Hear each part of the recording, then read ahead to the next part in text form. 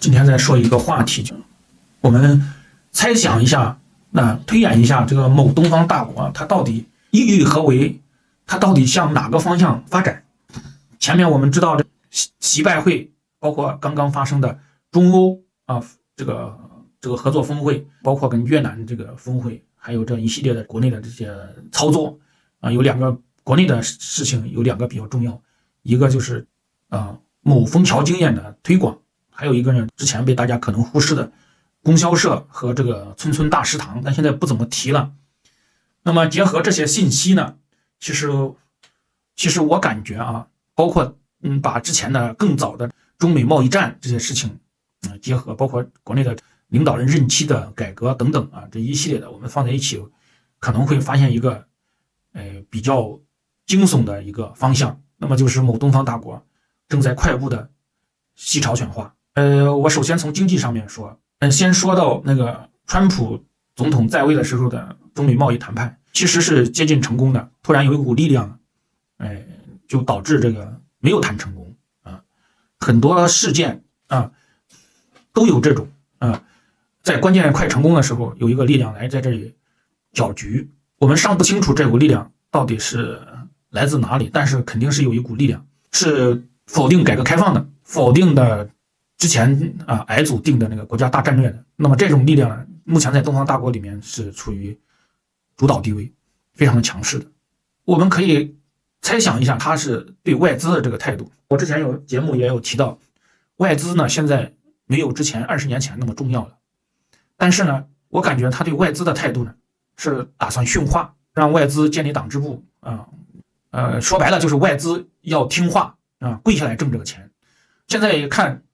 已经完全跪下来的外资比较代表性的就是宝马、奔驰、大众，还有一个什么德国还有什么化工企业像这个汽车配件的博世集团等等，这一大批外资，以欧企为代表的一大批外资，这是已经处于一个完全驯化的一个状态。还有一些企业像特斯拉、像微软，这些是处于半跪状态的，已经基本上也接受了某东方大国开出的这个条件。还有一些企业呢不打算接受，准备撤走。这基本上情况大概已经明了，愿意走的呢基本上现在可以着手再走，但是愿意留的呢以后也会留下来。他留下来之后呢应该是没问题的，他还是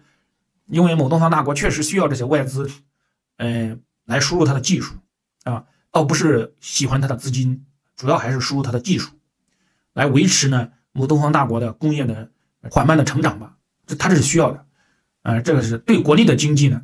其实我们一直忽记了一个非常重要的一种现象，就是中国的某些做的比较大的民营企业正在逐步的被国有化，甚至是被国有掌控的我身边就有一个例子，不太明显，这个有一个手机配件生产的这个厂家也是很有实力的，也是上市公司。那么他采用什么方法来控制这个公司呢？那首先呢，他就是入股，他入了很少的股，比如说是3%的5%，入这个股呢，他是完全根据市场来的，你是没辙的。入了股之后呢，这个企业发现他向所有的方面融资呢是很困难的，因为他确实没有抵押物，也没有什么东西。你如果向市场融资，你只能找这些国资委，他就逐步的就把这个他的控制由3%逐步的提到20%。这个时候呢，这个企业发展遇到瓶颈，他需要再融一大笔钱的时候，他在市场上呢，其实他找不到钱的，他只能再向国资委这个时候其实是已经到了他即将失去这个企业控制权的边缘了。但是他为了这个企业的这个成长，为了企业的这个存活，他没办法，国资委还跟他签的有对赌协议。那么这对赌协议呢，在当时看呢是比较公平合理的，完全按市场来走的。但是18年以后这个企业的经营状况呢急剧的恶化，当然是他自己的经营不善，也是跟国际的大的周期呢，包括跟这个行业的这个兴衰是有关的。那他最终这个对赌是没有达到的，他的控制权呢就以这个合法的市场的方式落到了国资委的手里。像这种企业呢，在某东方大国呢，尤其是这种比较大的民营的这个企业，据说达到1000多家。那么这种态势呢，是很少学者来研究的。包括某一个山东的某一个企业也是很大的，国资委在里面也有很重的控股的比例。那么它以后也有可能是被国资委逐步的蚕食的，因为国资委拿钱投资呢，他的钱是纸是印的啊，但是呢，民营企业家的钱是真金白银挣的，所以你早晚是要被他拿下的。那还有一部分民营企业呢，它是由于自己经营不善，或者它的设备、它的产品力等等都不行，这种的时候呢，国资委呢就很容易的就把这种的就给他，其实是帮他。如果要不是国资委注入资金呢，他可能就倒闭了。但是当地的那个省长啊，或者是市委书记之类的这个大官呢，他是不想让这个企业倒的，所以就引进国资委来扶持这样的企业。那这样的企业，据说在中国呢也有好几千家，已经是被国资委基本上是掌控了，他自己也没有挣扎的能力啊，维持着这个地方表面的这个工业的繁荣啊，其实就是撑门面，是全靠国资委注入资金来续命的。这种企业在全国到处都是很多，而且企业都是大企业。那么中国民营企业还面临着另外一个就是合法的那个，就是这个企业这个被这个外资合资以后被他的核心团队吧，或者是他的这个，或者是他的核心资产吧，被这些有特殊背景的外资，这些特殊背景呢，怎么说呢？官二代，在背后有撑腰的这种也是逐步的把国内一些这个国企优质的这个私企业，通过这个资金呢也好，通过技术合作也好等等的，慢慢的就控制这类企业的这个核心资产，它的变现能力逐步的这个就把他们其实是被这类企业掏空了，也是在市场这种竞争下，这种企业呢，我们老家有一个企业非常明显，它是被新加坡的有一个企业收购的。这现在派来的这些头脑据说都是新加坡那个公司指派的，但实际上他这个官员呢，可能是某国企之前当过什么什么领导的人而且还是还在某国企里面还挂的有职，所以你这个东西就不能不让人产生一些怀疑了。他可能也是变着法的把这个国内的优质企业纳入他的囊中。那么就说，对于刚才说了，对于海外的这些企业，它是采用那种驯化的方式；对于这个国内的民企呢，它完全采用的就是套杀的方式。那最后其实都是全面的国有化这种趋势呢是非常的明显的，但是也不被人觉察，是非常的厉害的这个操作手法。那么全面控制了国企或者国资委全面控制了中国的这个某东方大国的内外经济以后，那他下一步呢就有可能会对那些不充分就业的人可能会采用一些分流的措施，比如说第一部分呢把它分流到农业第二部分呢把它分流到这个那种劳动力密集型的这种企业，让你打螺丝去挣外汇，有可能还是像抓壮丁的模式来搞的或者是像富士康这种或者是像其他那个是有国资委控股的这种控制的，刚才像我说的，表面上是民企，实际上是国资委在掌控的这种企业里面充当廉价劳动力。那么也有可能这些人进了工厂以后跟他的政治身份挂钩甚至跟他的这个个人安全挂钩等等往这个方向胁迫劳动，这种情况这是以后的发展。那要不然的话，这部分人不充分就业的，尤其是城市青年和城乡结合部的青年，这部分人如果不做好安抚的话，那也是很麻烦的。其实另外还说一个情况呢，村村的这个大食堂和供销社是非常厉害的。我认为他才复活这样的一个机构和这样的一个技术呢，和这样的一些操作呢，其实是为某东方大国经济崩溃以后一些社会问题而预先采取的一些措施。朝廷里面有高人，可能早就把路线图已经做好了，一步一步往那个方向实施，可能是很早之前，甚至是在10几年前，或者甚至是在改革开放之初都已经制定好了路线图。所以我是很反对海外的一些大 V 说这个中国的这个崩溃论的，其实他是早就有预料的，而且他国内也储备了很多的资源，包括方案，他是朝廷很厉害的。郭德纲就经常郭德纲有说过一句话，最伶俐不过江湖最聪明不过皇家，那就是这个意思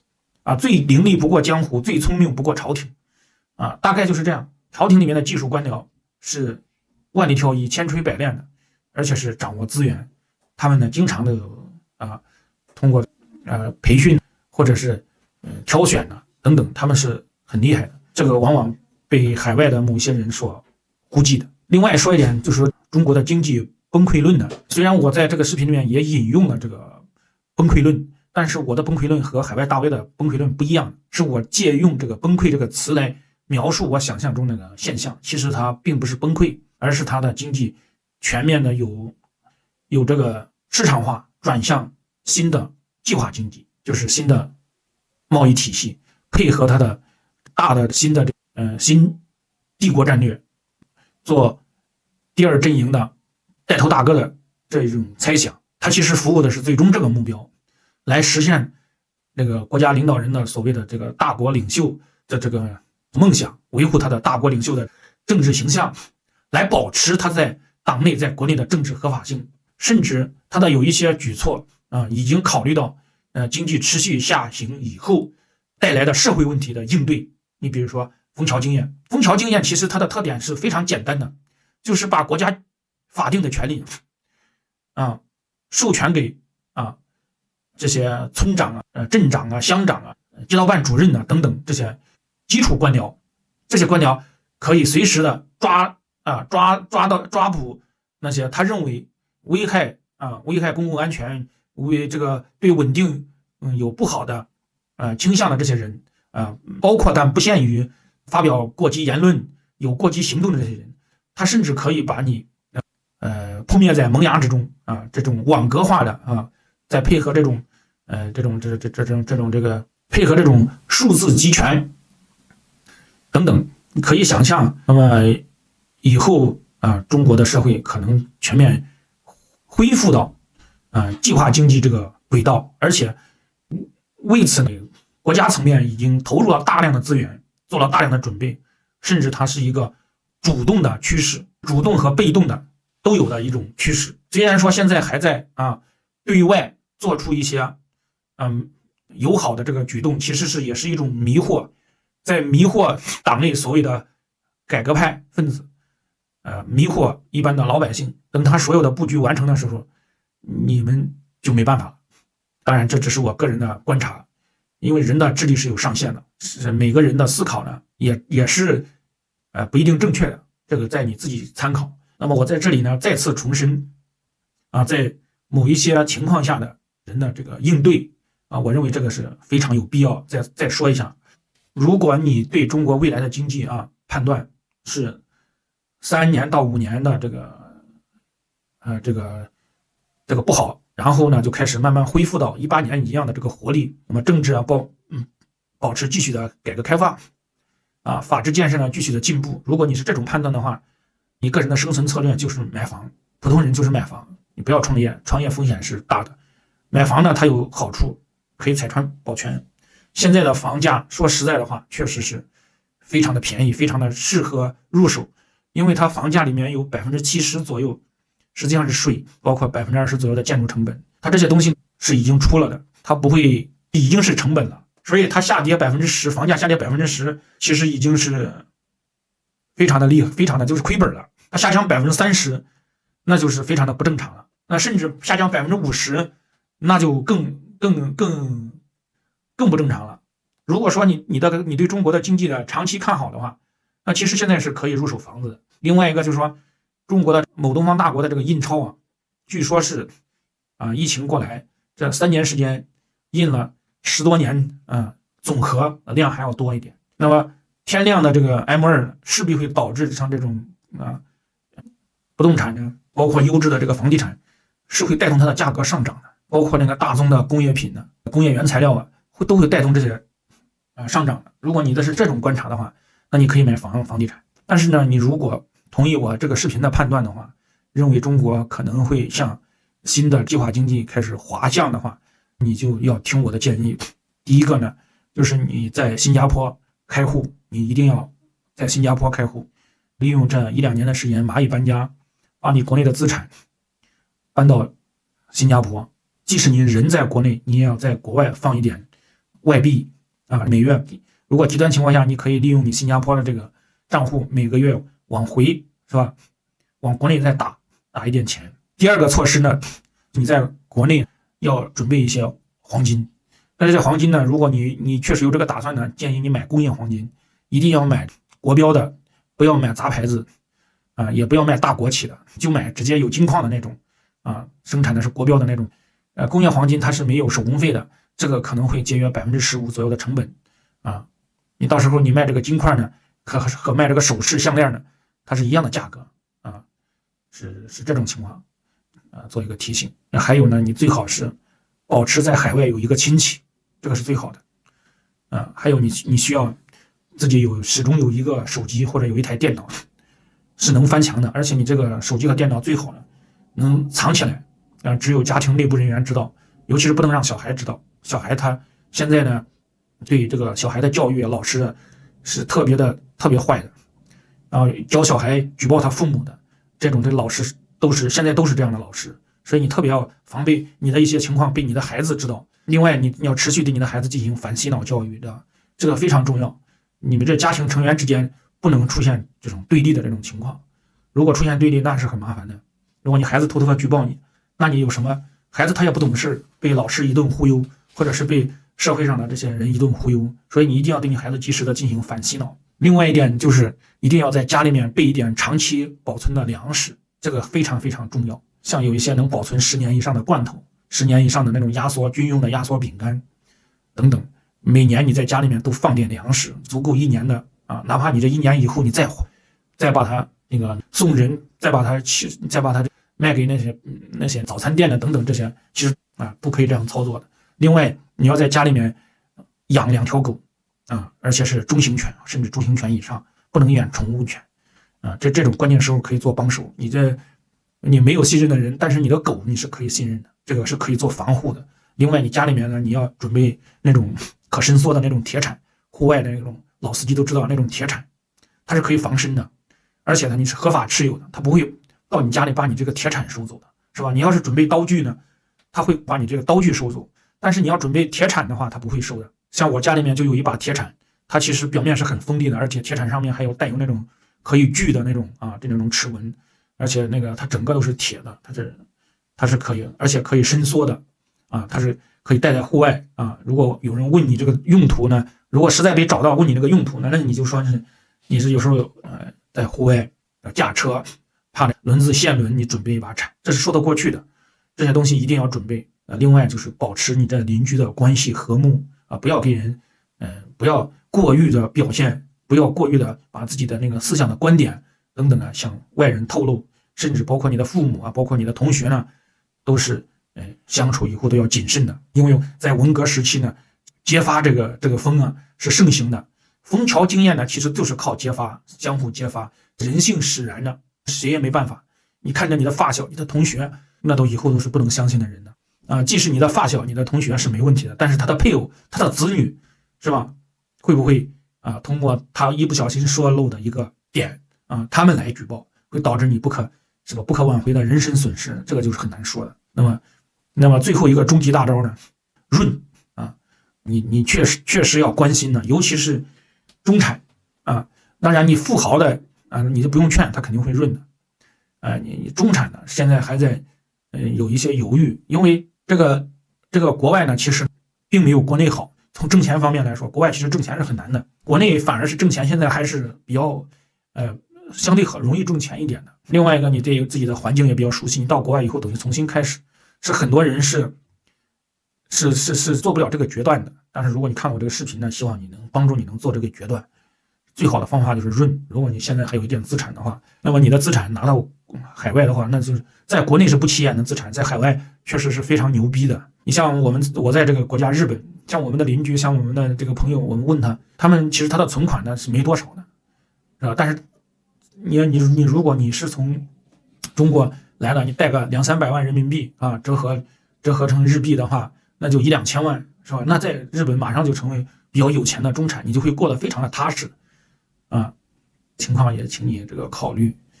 但是你如果说你确实你决定了也不润你就要听我刚才的这个方案，养2条狗甚至你可能在比较偏远的地方呢，再买一套非常非常便宜的房子用来储备你的一些这个东西你要保持你有一辆车，你的车一定是合资的，不要买国产，因为以后这个维修啊各方面都是很麻烦的，尤其是不要买纯电车，维修起来你会觉得很心疼的，还是买那种老油车啊，最好是买那种合资的，有市场有口碑的，这种你有车呢，你就是移动呢比较方便啊。今天就说这么多吧，你能听进去的话，如果你听到这个视频，你感觉这个对你有帮助，那么请你帮忙点赞，谢谢。